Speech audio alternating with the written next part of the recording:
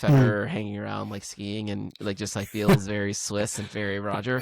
It's kind of hard to think about it in the same way you think about Djokovic and Sinner, Yeah. because the way that they maneuver in the corners like screams like I'm used to keeping my center of gravity low, sliding, Mm. keeping head still, completing an athletic movement and getting back.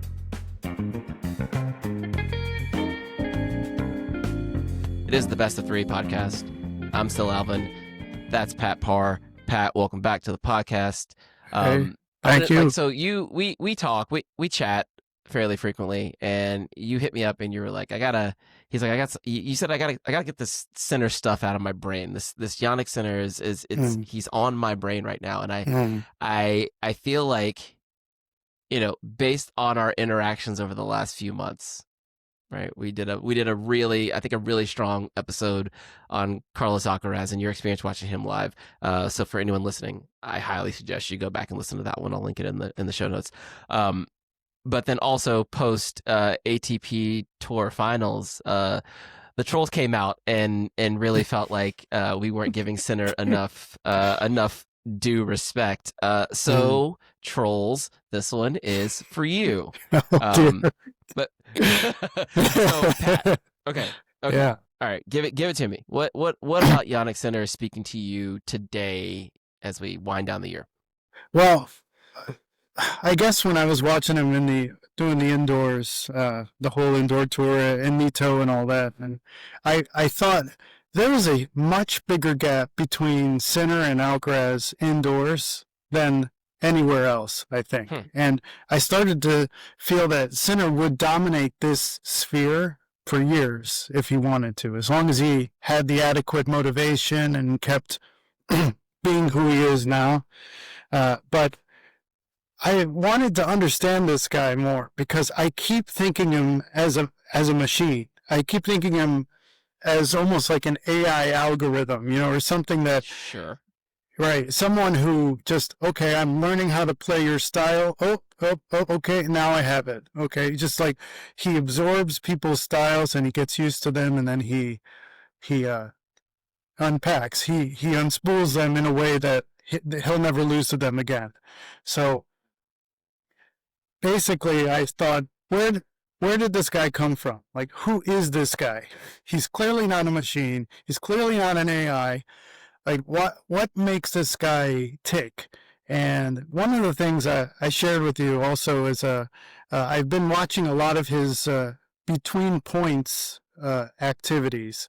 And something I noticed that was really interesting is that he has coping mechanisms. If you really look closely at Jannik and the way he moves around on the court, between points, he often avoids stepping on the lines, the service lines, the side lines.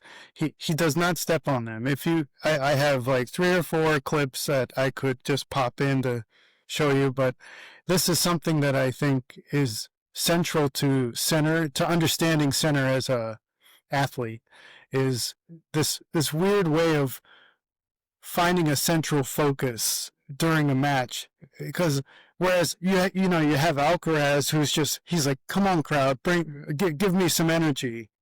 Sinner, he's completely inward. He keeps it all within a core, and I think whenever there's a moment of incredible celebration, yeah, he'll do a fist bump, or fist pump to his team or something like that. But then he comes back and thinks, okay, I'm going to stay within what I'm going to control. And that mentality is fascinating to me. And it kind of started moving me back into who he was as a kid and what his influences were. So that's kind of where I'm going with it today. But okay, that makes sense. I mean, just kind of like two things. Like, so Sinner indoors is like one, a joke, right? He's on like something like a 31 match win streak indoors, which is not nothing. I mean, he's won 90 some odd matches indoors on his time on tour, which just has not been that long. I mean, he's been effectively in our consciousness as tennis fans since about 2020, which is not long ago. And then kind of fast forward to the part you mentioned about like his, we'll call them between point rituals, right? Like he does, now that you mention it and bring it to the forefront here, exhibit a lot of the things that you would like sports psychologist like Jorge Valverde, right, Mm. has this mental toughness training that he teaches, and lots of academies here in the United States teach it. But it's kind of this like structured approach, like very systematic to the way you handle yourself between each point. That is very methodical. You do the same things. You you do it to bring your heart rate down. You do it to keep your mind focused. Like it's all there, and you see him like kind of like arms bent, kind of hulking a little bit when he moves between points, and Yeah. just like yeah, it seems like he's really going through the process, going through like embodying that method, point after point after point after point. Right. Yeah. And I think Sinner, I don't know if he's had sports psychologists around him for a long time or not, or even a short time, but he has those mechanisms that help him on the court, that help him stay focused. It's pretty easy to see once I mean, if you really go through his career, like when he was really young to now, you can see how he's improved that focus. And so I went back all the way to when he was a child, and he was a champion. A lot of people know already that he was a skier, right? Yep. He was a champion skier by the time he was 7, and I have not. I should say this very quickly. I am not a trained skier at all, because when I was growing up, everybody told me when I was playing tennis and trying to get better, yo, go to the slopes, you'll break your leg. Great idea, and then you can't play tennis. Great. That's what they said, So I, oh my God, I'll break my leg. Oh well, I won't ski. So, but at the same time, we have 3 of the best tennis players of this century: Roger Federer, Novak Djokovic, Jannik Sinner. All 3 of them skied quite a bit as kids, and Mm-hmm. I thought, okay, so if I'm going to talk about skiing, I got to at least understand the mentality of skiing, like what happens to skiers when they're on the slopes. So I went back to Bodie Miller. I don't know if you're Yeah. Bodie. Yeah. So Bodie Miller was Sinner's idol first, before any other tennis players. So Sinner Interesting. liked Bodie's idea of like the crash and burn mentality, right? So Doesn't really sound like Yannick these days, but yeah, right. So I'm going to read a quote. I know this is weird, but let me read a quote from Bodie's memoir, please. because Bodie loved tennis actually too. So, Okay. but this is he published a memoir in 2005, and it's called Go Fast. There you go. And here it goes like this. He says, I love the gestalt of skiing, the integration of biology, technology, and psychology to excel at something that's over long before you can soft boil an egg. And then he says, the freedom, the expression, the do or die will to win, the high charged physical and mental challenge, the obscurity, the duplicity, the objectivity, and of course, the speed. In tennis, only the ball goes fast. Mm. I like that. Yeah. I Yeah. like it, but I also, focusing on the do or die thing. Wow. I mean, that to me, I know. What are your thoughts after you're hearing something like that? Well, I mean, even okay, you take them. Okay, that I think that helps the mentality of a skier turned tennis player, like that checks, right? But even down to the physicality and the way the biomechanics of skiing, right? What do you have to do? Like, especially if you're a slalom skier, right? You're going from side to side, like you're always trying to keep your hips low, trying to keep your center of gravity, like you keep your head on top of your shoulders, while you're moguling out of corners. And we in tennis take phrases from skiing. Like a mogul is like, it is the basic open stance out wide, like hit open stance, almost like a shuffle step, so that you can recover back and get back to the center of the court. We call that a mogul, right? So like that is from skiing. But when you think about like Federer, it makes sense in that like Federer hanging around like skiing and like just like feels very Swiss and very Roger.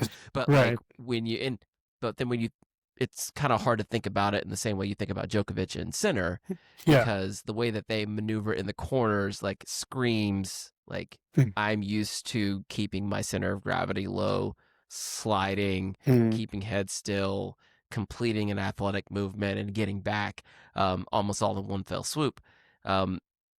Roger didn't necessarily do that, especially because of the one-handed backhand, but the way that he moved was so quiet Right. and so efficient, mostly because he was able to stay low all the time. Yeah. You kind of see like the tenets of being a good mover. So you've got to be Mm. able to stay low. And Roger had that in spades. So yeah, That's that's Yeah, when I think about Federer's past, Christopher Clarey has a good book on him called The Master, so and good. yeah, and when he was going into Federer's background, Federer touched a lot of different sports, but I do think squash is one of the biggest keys as to why he's able to just pick up the ball so quickly, like off a low bounce, like that flick of the wrist, the way he's able to turn it over is just it's never been done better, I think, at this point. Have But you ever played squash? yeah, badly. It feels like it'd be right up your alley. Like I know one person who that I know that grew up playing squash. He was also a very good tennis player. He and his brother both played Division 1, but like he was so crafty. Like Yeah, the ability to inside in slice forehands, like drop shots, soft touch, like a that's it. poor Federer. But Mm. again, like those are my two data points on person plays squash and has sick feel. Sick feel is the key. That is the key, and also butting out your opponent so that they can't get the ball. But anyway, that's uh so I played squash only by accident because it was a wall, and there was a place nearby my house where I could hit tennis balls off a squash wall. So this guy would let me do that, but then he's like, "Can you just play the sport that this was built for?" A couple times, and then I got into it a bit. But yeah, squash is lightning quick, and everything is right off that first like couple milliseconds of a bounce. So I see that so much in Federer's game. But yeah, going back to Sinner though, and I guess Djokovic, the do or die mentality is what I was really diving into. And Bodie's memoir, he talks about going 65 miles an hour as a 6-year-old. And I thought, if I was going 65, I thought back to when I was 6, going down a hill, an icy slope, and like, I'm done. I'm not, I don't stop. Somebody's got to stop me, and it's probably going to be a tree. So to me, I think about how does your personality change when you have that level of speed exposed to you at that age? Because he keeps talking about he loves the speed, he loves going fast. And with Sinner, of course he loved it too, right? But you make one false step in skiing and you might be done, right? You might. So I almost think that those three, well, especially Sinner, because he was a champion skier and he did it all the way until he was 12.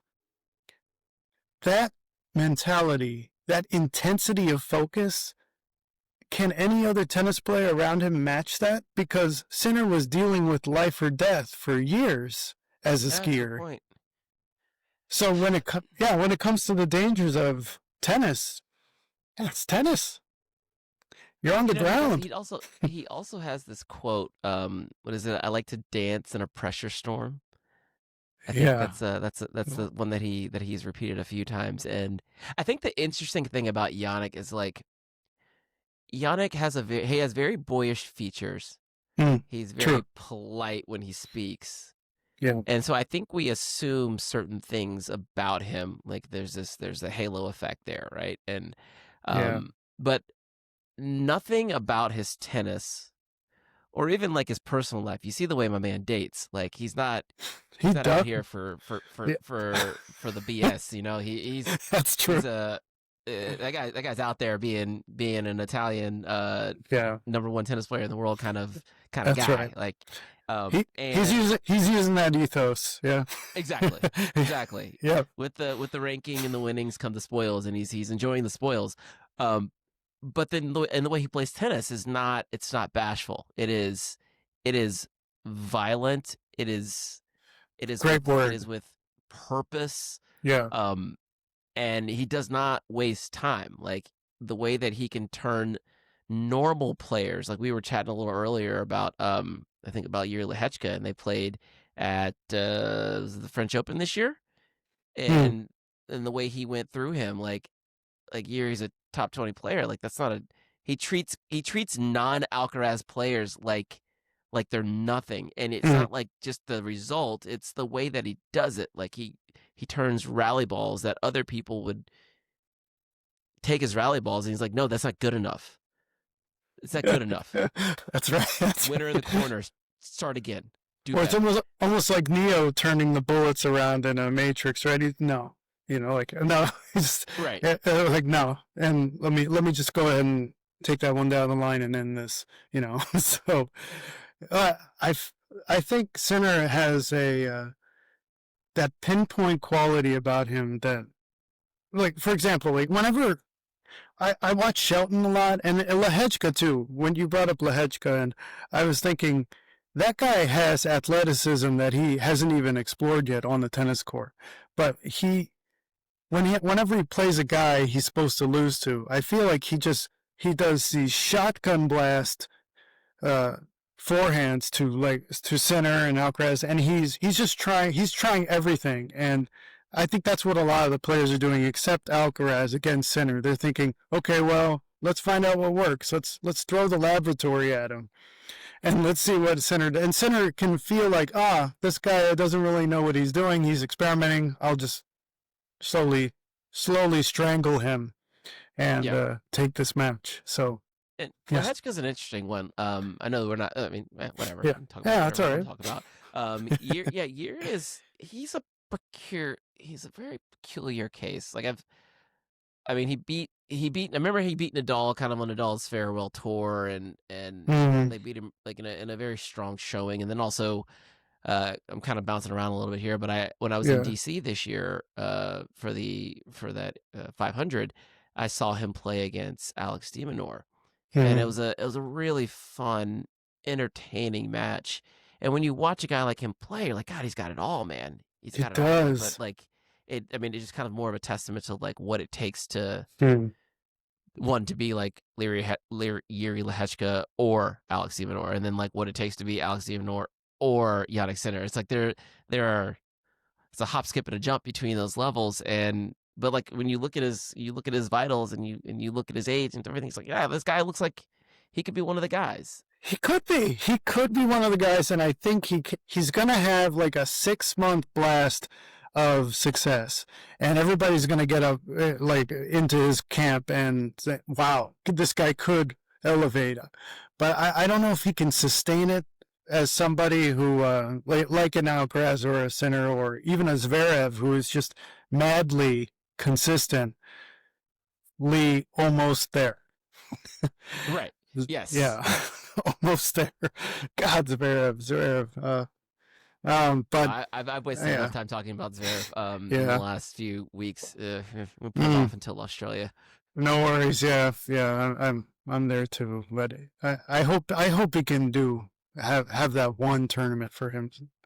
But Demon R though, when I was looking back at like, because there I am, I'm looking at Center, looking at his skiing, looking at this extreme sport mentality that I think he Yep. brings from skiing to tennis, and I think that goes with Djokovic too. He was a skier, so he uh, but not to the extent of Sinner, but he could still borrow from that.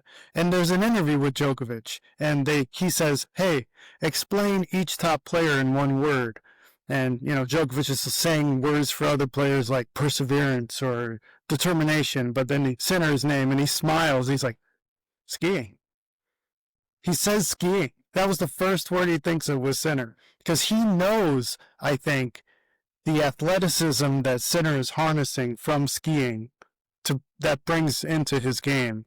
Like you take Sinner out wide, that's like going around one of those pins in skiing, like going around one of those The gates. flags. It's Yeah. just, right, the gates, right? So, I mean that's almost more natural for him to go. Oh, okay, I'll go this way and then hit like that pivot. is so natural to him because of skiing. And I think I have absolutely no idea how to beat Sinner at all, but just maybe you and I can volley this back and forth. But Okay. what do you think about crushing a flat forehand in the middle of the court, right at Sinner's feet as you go to the net? Like, I saw Shelton try to do this, but like, Shelton's got a football background, right? He was a quarterback, Yep. so he has that blitz type mentality. And I think, yeah, what do you think about that style? Just don't give him a target is kind of what I was thinking. But Right. So I mean, I think there's. I mean, you and I sitting here talking about how to beat Jannik Sinner is gonna yeah, like let's go ahead and full yeah, stop. Like it's a little ridiculous. But let's play this game, right? yeah. We'll play it Um, just a I little, just a little.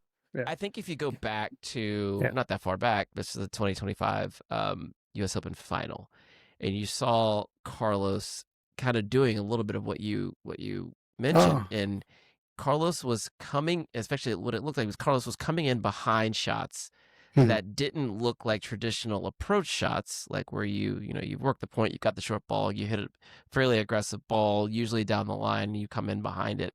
He was almost taking random balls, kamikaze style, but taking them up the middle of the court fairly well struck and just coming in behind it and leaning on the idea that I can probably get into a good enough position here. I've Hmm. reduced his options to where he either like if I hit it hard and flat, he's got to bring it up. Right, right. And to bring it up, like if I see him go to bring it up, I'm gonna go ahead and bail out on the lob, assume like the Hmm. lob's not coming. And you saw Carlos going forward and just like knocking off first volleys, like kamikaze style, right? Yeah, Um, yeah.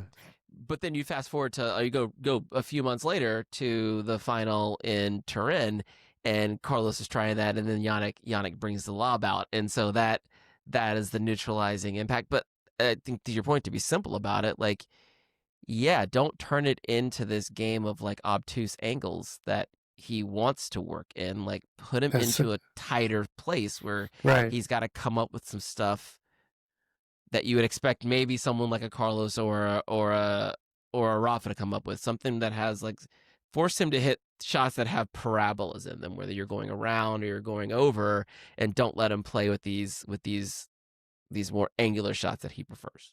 Yes, yes, yes. I You're right. So, and I think that what you mentioned about indoor courts, like when they're in Turin, and Sinner's like, oh yeah, I'll just I can lob that, and then he Yep. does, and but he can't. I don't think he can do that as accurately on outdoor surfaces, right? So, on stuff that moves, there is a variable there, right? So that might explain why Alcaraz can have success against Sinner on grass, on clay, mainly clay, but I think Sinner, when it comes to indoor, I don't know how he loses for like the next 3 years. I just don't see, and I don't see anybody even coming close indoor wise. So, Well, I mean, no one has come close in right. a Yeah, while, and I think they don't this drop is the something set. like, Right. Yeah. yeah, it's kind of ridiculous. Like I don't I mean I guess I understand it when you look at like okay, it's 2 out of 3. They're all 2 out of 3 matches Mm, indoors, right? So that's something to be, something to be considered. Um and that environment and those conditions like line up really really well with his game style. The mm, same way that outdoor clay lines up perfectly with Carlos's game style, right? So yeah. the only difference here is that Jannik does not have a Grand Slam indoor to, consider to kind of pocket as his own. So That's right. that's kind of the missing thing here. But it's like it's not a fluke. Like the guy's literally won 31 matches in a row indoors, Yeah. like Yeah. 90 something wins in his career indoors. That's a ton. It's a lot. Yeah. There's a guy in the past, Bjorn Borg, who I think Borg always had this aura about him that the way he was on a court, and Matt, whenever he played back row, he was the Iceman, right? Borg was the guy who he would not emote on the court. He would try everything possible to just have the poker face throughout the entire 4 or 5 hours they were playing. Mm-hmm. And he gained an advantage just by being completely not lifeless, but I would say more emotionally paralyzed on the court.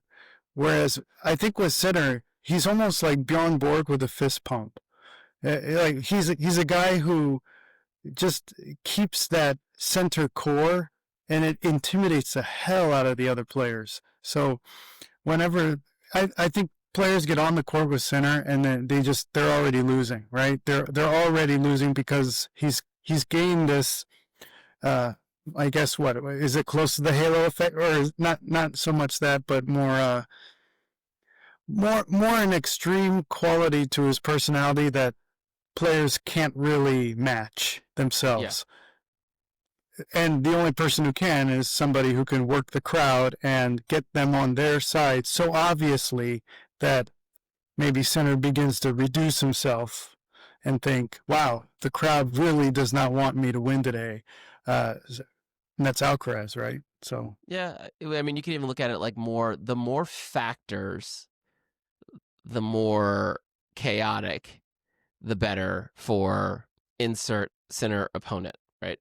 If it and that is the antithesis of playing indoors, right? Indoors there's no wind, there's no sun. That's it. It's not. It's kind of where the locations where they play and the time of year. It's not typically too loud, so it's like it's perfect. It's almost perfect. It matches his personality and his game style perfectly. Like the same way Pete and grass court tennis were like made for one another. Yeah, very really. Yeah. But yeah, that's it. I think that is interesting. Whereas like Carlos on clay is outdoor clay. It's a mess. It's unpredictable. It is the best. It is for me. For me to watch at this point, because indoor has become such an Ivan Drago and Rocky IV going around the track atmosphere. You know, I feel so often when I'm watching indoor tennis, boom, boom, boom. It's almost Pong on steroids at this point. And I'm wondering, like, if I was playing indoors, how do I even compete in this environment where the crowd doesn't need to exist? It's the conditions are so, they're so favorable to the technically advanced player and the one who has one very specific purpose. Whereas with clay, my God, I mean, there are so many components going on during a clay court match. Just the lump of dirt in one area will affect the entire point, which will affect each other's mentality, right? It's beautiful because it's so unpredictable. That's why I love clay. So.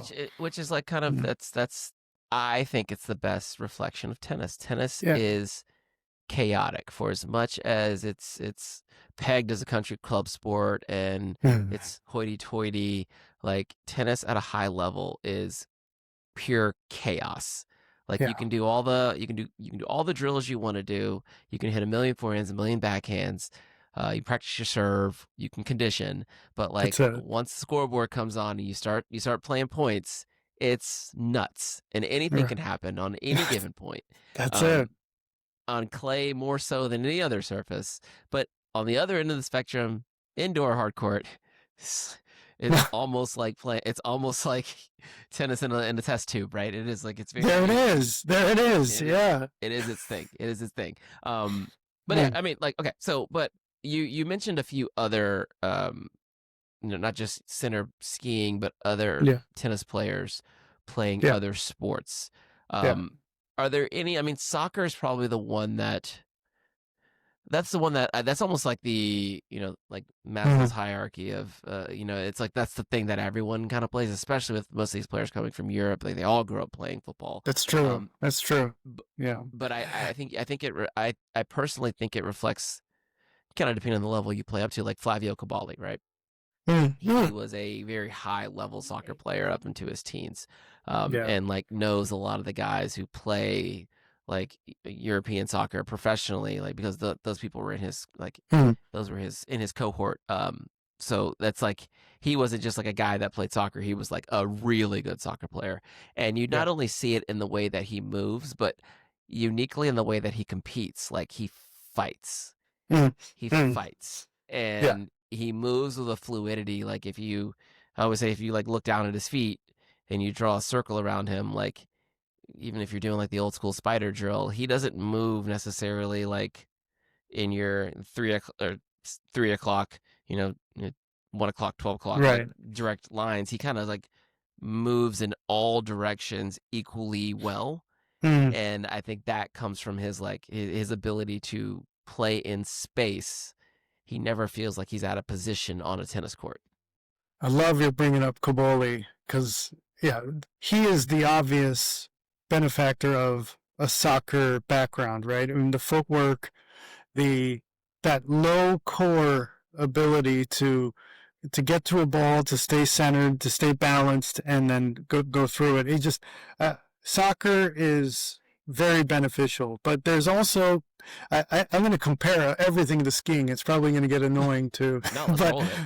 but compared to skiing, there is an aimlessness in soccer that happens from time to time, right? There is a moment when you're on the field and you're just running after the ball, but it's not really there's a moment where you're taking a mental break a little bit, slightly. There's a slight mental break where you're just okay. All right, I'm just making sure everything's okay, and you're in your spot. Of course, there are other things to think about, but it's not life or death, right? Right. You are not about to die. Or like if you're a right back and the left side striker is running down the field with the ball, you're not really doing anything. You're kind of just chilling. So That's like it. That's it. that's very Carlos back there, just like well. That's right. That's right. And Carlos had it too, right? Carlos Yeah. had a soccer background. So Carlos sitting on the bench, right? Just, yeah.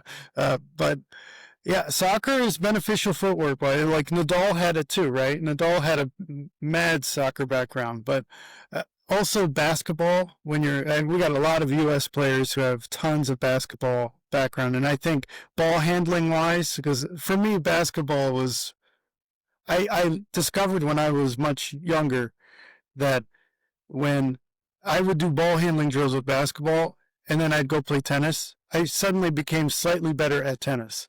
I don't know Hmm. why, but just from things like a flip roll or bringing the ball around your waist or something like that, or even dribbling skills or anything like that. Just that was translating to better tennis. But I mean, what at the same time, basketball is. Maybe you would disagree with me on this, but if you play a 5-on-5 game, ones and twos to 11, when I'm done playing basketball, I'm more exhausted than I am if I play a two-set match with somebody. I don't know how you feel on that, but Okay, so this is very I'm glad you asked. Because if you I grew up playing three sports, okay. soccer, basketball, and tennis. And before you met me, yes, so we Yeah, met in college. yeah, yeah. But I quit playing soccer first, and I held on to basketball till about sophomore year of high school. And I would always the wintertime was always interesting for me because I was at drills playing tennis, right? Because tennis, you never really stop playing tennis. You're kind of playing all year. And then I Right. would play basketball in the winter. And going to basketball practice, like I would be dead tired in the first few weeks, like just like everybody else. And I'm like, but why? Like I just finished a summer of like playing 3-4 hours a day. Like I'm in really good shape right now, but it's Yeah, different, right? It's more like playing soccer because there's the basketball has the sprinting and true. there are no like in the back and forth like there if the Mm, ball never goes out of bounds, right? You could be running up and down the court for a couple minutes without mm, stopping. That doesn't happen in tennis, right? That happens in soccer, yeah. which I think from a conditioning standpoint, those are probably fairly similar, minus Mm, the verticality or there's some uniqueness about the sport of basketball that makes it different mm, from a physical standpoint than soccer. But that base I think is yes. similar. But the part about you feeling like your hands were better after going through Mm, basketball drills, like tennis requires you, unlike soccer, to do things with your hands and your feet, right? Right. You need Right. to be able to do both and often opposite, right? If your right hand is working, your left foot is usually doing some work, right? So think about a step in forehand, right? It's usually like opposite side of the body is doing the work. Right. When you're talking about upper body and lower body, and then the Yeah. rotation of it all. Yeah.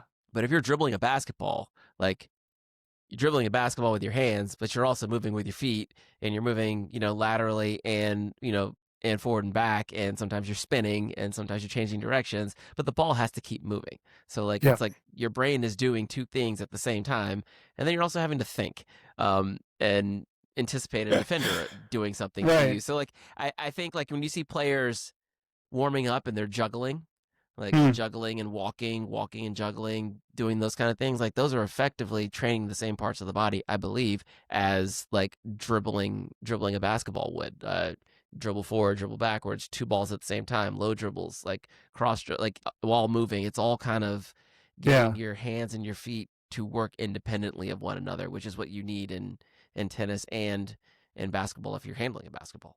Yeah, I feel tennis and basketball have a synchronicity to each other, right? I mean, Kobe Bryant was interviewed before his death. I can't remember what talk show he was on, but he said, "Oh, I'm so into tennis at this point." He says like that individual one-on-one, and I would imagine that he saw a benefit after he had retired to go on a tennis court, and he had all of this with him, right? I mean, all of these extra bits. And I think tennis and basketball, to me, it's a perfect complement. But again, to bash it compared to skiing, basketball is still basketball is still not as intense as skiing. Even though skiing is over in like 90 seconds, there is something I can't explain it, but it's it's unquantifiable how advantageous skiing and that live or die situation you're in compared to basketball, where, yeah, you do have to dribble, you have to pass, you have to think about your team, you have to think about the crowd, you have to think about the coach, what he wants, where you're supposed to be, position wise, footwork, getting around the opponent, all these factors. But you're still going to be okay. You're not gonna die if you Right. mess You're up. still going to be okay.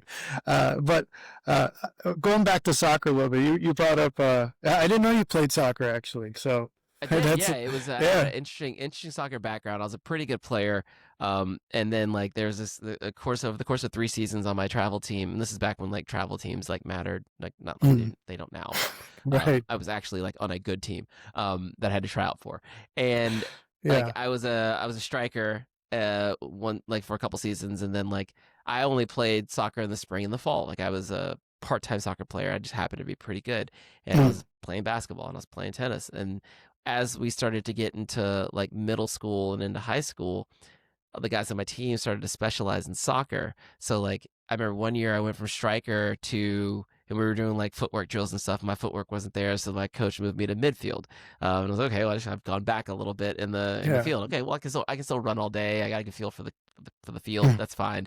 And then I did that for 2 seasons, and then the next year I came back, and I hadn't touched a soccer ball in like 6 months, and my footwork skills, my ball skills weren't there, so I got moved to defense, and I was like, okay, I'm still on the team. I'm wow. still starting, but now I used to be up there, and now the guys Yeah. who are up there, they've been ball on foot for every day for the last 2 years. I'm Yeah. out. I'm gonna go back. I'm done now. Yeah. Wow. Wow. I think I played soccer when I was about 7 or 8, and it was just they're like, try to be the goalie. Just try to be the goalie, and then that failed, and then I stepped away. But that Well, takes, yeah, yeah. one thing Sorry. about the skiing before we go over to Yeah, soccer. yeah. So I picked up snowboarding when I was like 30. My wife's family, they're Wow. outdoors Yeah, snow people. They ski. And I yeah. grew up. I skateboarded as a kid too. So I was like, okay, well, if I'm gonna try either one of these right now as a 30-year-old, I'll go with snowboarding because at least I'm comfortable going downhill Okay. sideways. Okay, fine. Yeah. Uh, Once I got going and I picked it up, like there is this certain calmness when you're going really fast down the side of Hmm. a mountain. Like you have to be relaxed, but you have to be extremely focused. Hmm. And those two things are, they're opposites of one another, but Yeah.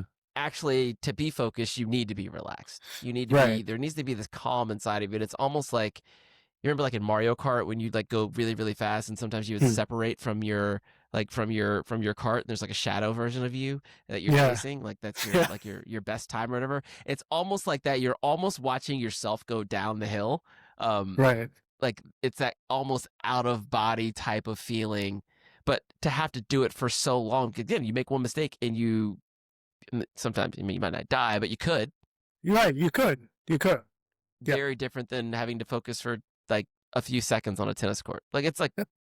most tennis points are lost within the first Right. four shots. Like these Yeah. 20 ball rallies aren't normal.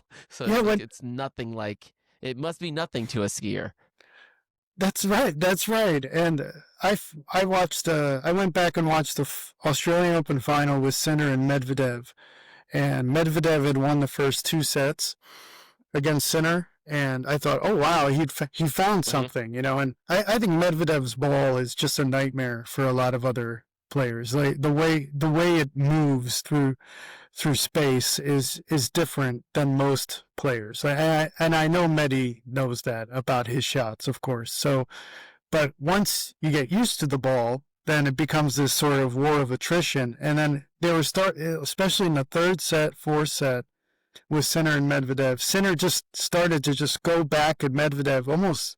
It is, I hate to use this over and over again, but it is like a machine. But it was more what you just talked about, like on the slopes. Like Sinner, the longer the rally went, you almost feel as if he's getting even more comfortable in that rally. He's not getting less comfortable. He's not getting exhausted like maybe, say, Zverev shows after a 50-shot rally or anything. But Sinner loves that immersion during a point when a ball is going back and forth with a rhythm.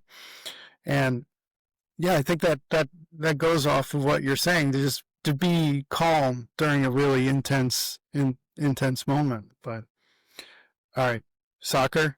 All right, And I got this. the Medvedev Yeah, Sinner thing is really yeah, funny. Well, no, we'll get. yeah. We're Now back you to got it. me going on this Medvedev thing because All right, so Medvedev Sinner is a really, really interesting one because their head to head sure. it's pretty close. It's seven wins for Medvedev, 8 for Sinner, but of those 7 wins, 6 of them came before like 2023, something like I don't know, they were 6. Like yeah, like Mhm. Medi came out 6-0 in their first 6 meetings, right?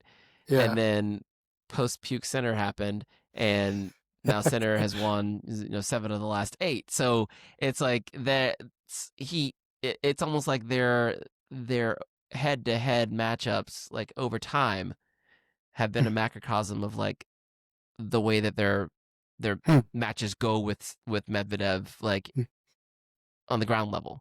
Like once you yeah. get the hang of it, you can work with it. And that's That's kind of true. what Jannik has done to this point. Well, But Medvedev, Medi. Okay, yeah, soccer. yeah. All right, yeah. I mean, So I we'll go back. distracted you. No, it's all right. Yeah, I someday I am going to want to talk about Medvedev in a very annoying way, and anybody who's watching will be like, "Whoa, I'm skipping that one." But, but I would, I'll be here for it. okay, cool. But yeah, I've been watching Medi more than any other athlete, and I do want to say one thing about Medvedev, just one, before we go to soccer. I got a good quote from Federer about soccer, and Medvedev is underestimated for one big reason. He does not get to have his country really supporting him at all. He is the independent contractor of the ATP Tour.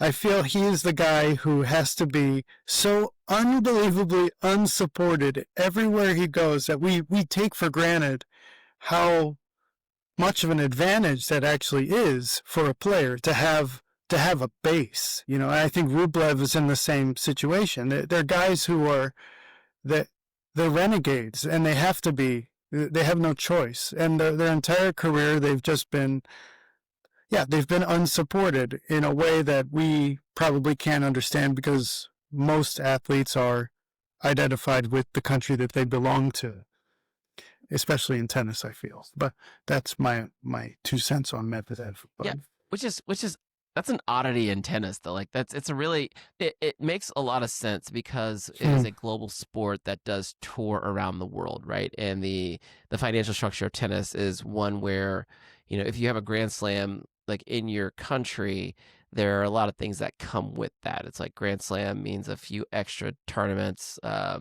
mean, London doesn't. England does not have a Masters 1000, but they have a smattering of 500s, considering they're a very small Right. space in the calendar. But the financial impact of having a Grand Slam and what that does to tennis in that country is immeasurable, right? It's immeasurable. Yeah. It's one of those Yeah. things that There's feeds on itself right. over and over. Yeah. There's Medvedev winning the U.S. Open against Djokovic. You don't see him going down the streets of Moscow, right? You don't see nobody's Yeah. doing right. I mean, he won it, and then he thanked his wife, and that was a very really sweet speech, and then there it is. I mean, off he goes. Good job. Time for the next tournament and the one after that, and I I feel it's sad with Medvedev. He didn't get even like Kafelnikov's no, adoration at the time, or even Safin. Safin is now, well, he's into the machine a bit, but he's, you know, I Medvedev has done so much with his career that I think I just think it's let's go to soccer, right? Anyway, All right. yeah, yeah, we'll go to soccer, but yeah. Oh no, no, we're gonna go back. We're gonna go back because I had All right. another. This is what happens. This is what happens. Yeah. So Demonar, I was looking into the backgrounds of all the top 10, and just so that I Uh-huh. could rip everybody's background compared to skiing. And I found with Demonar though, with Demonar, I felt that he's more Spanish than he is Australian, isn't he? He is. He really Yeah, is. right. He He's more really Spanish. is. I know Australia gave him He the is. opportunity, and I mean I know that Todd Woodbridge was like, "Oh wait, you got dual citizenship? Yeah, come on over to Australia." Todd Woodbridge brought him over, so he's an Aussie sort of by default. So when I think about Demon now, when I watch him play, I go, "You're Spanish. You've got that like David Ferrer light career, and that made a big impact. Then, of course, he played soccer, I think, too, a bit, and I I felt that Demon has a really good clip about him. Like I love watching that guy play, as I've told you quite a bit. But yeah, I think Spain really messed up by not bringing that guy into the fold a bit more sooner. But anyway, Well, that I was mean, just that's the yeah, thing with these federations, though, right? Like the federations, they support X amount of players every year coming out, right? It's like, okay, well, we've got 4 guys turning pro this year. Okay, we'll support these 4 guys, and if you're not one of the top 4 guys or 3 guys, whatever it is, then you don't get the support. I mean, you've seen this happen with like Elena Rybakina, right? There was a smattering of Russian players, and she was not that. She was not one of those right, top ones at the time. So, okay, switch the flag, go to Kazakhstan, and then boom, here you go. Same thing with Bublik, right? Again, Kazakhstan again, but Bublik yeah, is Russian. Like let's call a spade a that's spade, it, right? yeah, And like yeah, the funny thing about Demonor, he is Mr. Australia. Neither of his parents are Australian. Like I think his father's right, Uruguayan. Uruguayan is that yeah, the word? And the yeah, mother yeah, yeah, is, like you said, Spanish. He was yeah, born in Spain. He was born in Australia, and then moved to Spain as a young that's child. right, yeah, And then they got him to come back for the tennis, right? So I got back, this is what yeah, they got him back. And now he's like he's pretty much got a kangaroo tattooed on his back. Like he is Mr.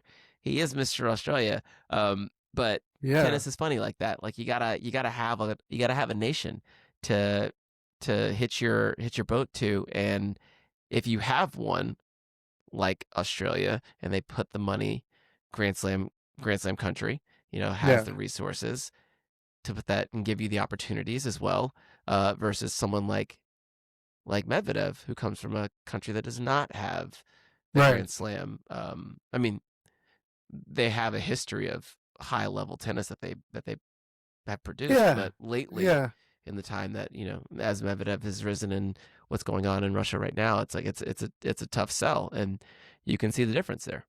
Yeah. Well, I thought a lot about support. Sinner, of course, his parents, a chef and a waitress at a restaurant near a ski village, right? So like in northern Italy. But when I look at Sinner, yeah, yes, he's Italian, of course. I know, I got it, but I think the demeanor of him. When I first saw him play, and I didn't see the Italian flag, I didn't know he was Italian, and I'm just watching tennis, and I see him for the first time. I still remember this. I was watching it with my wife, and I said, "That's it's a Norwegian guy. He's Norwegian. I really think he's Norwegian." And I felt that I was I needed to take a step back and just watch people play without thinking of their country, like thinking of them more as independent entities. But that's a side Mm. clip. But yeah. I mean, how much do you think about about players' country of origin when you're watching them play tennis?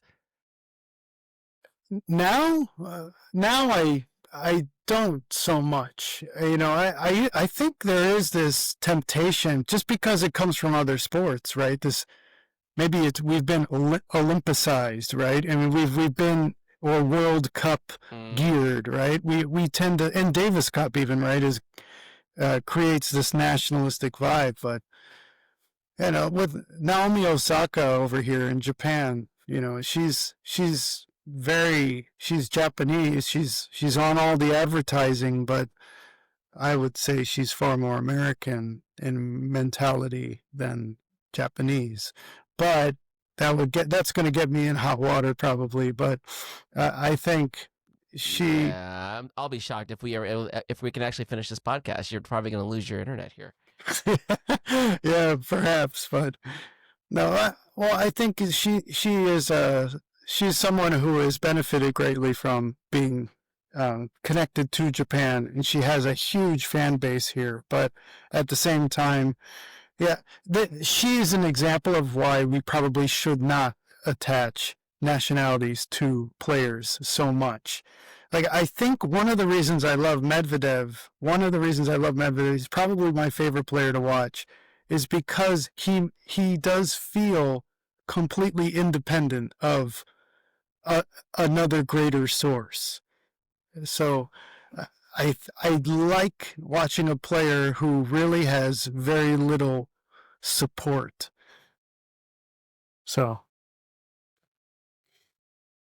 I yeah, only laugh because I know you, and that yeah. tracks like 110%. That's just really funny to me. Yeah, the lack Really of. funny. Well, I mean, I was a guy who would come onto the court with one racket and a Coca-Cola, and I had other rackets, I had better drinks, but I would do that just so you could see that is how serious I was taking you in that match. Like, I only need a Coca-Cola and one racket to beat you today. So, like I did that often, That's even at bold.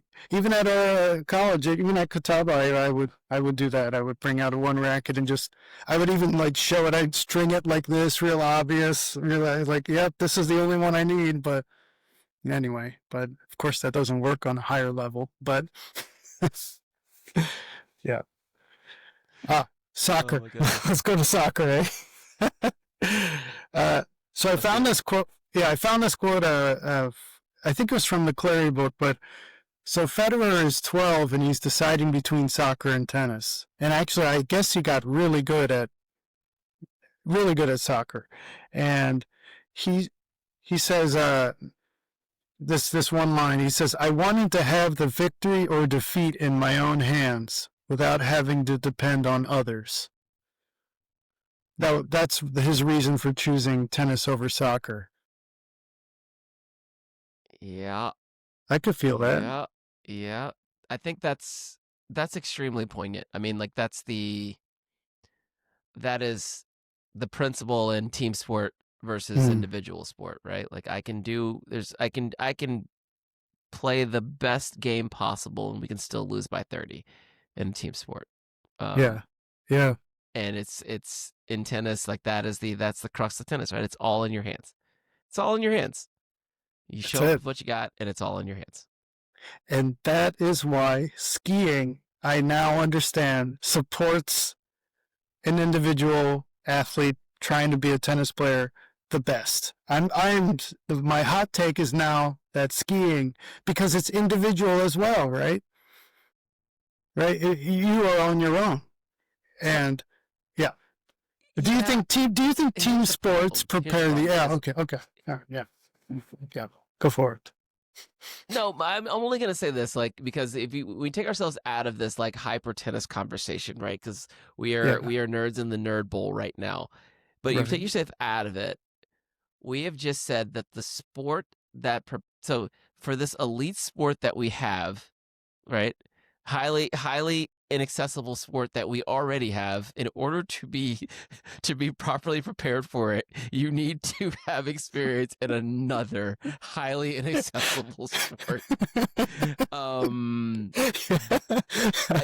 As a black man, I have a hard time really just rubber stamping that one and sending it through.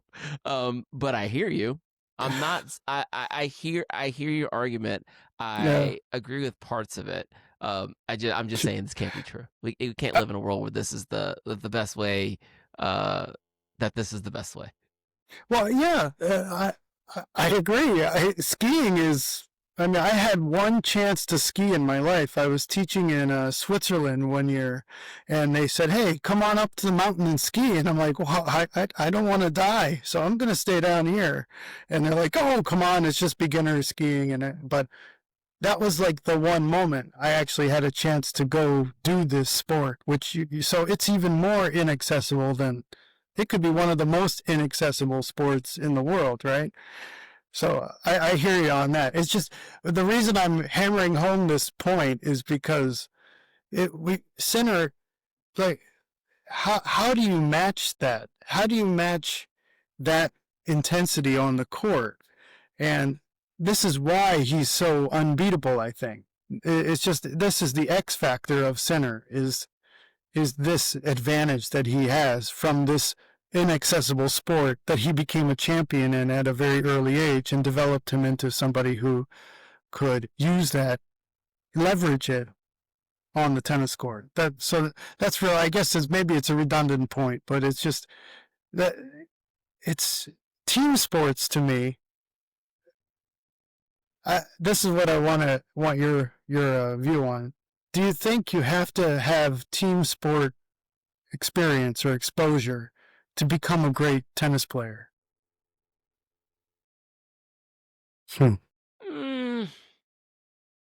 I think it helps, but not because of the actual physical attributes of the sport. I think it helps more from a mentality standpoint. Like, well, okay, I take that back. We see this now with the rise of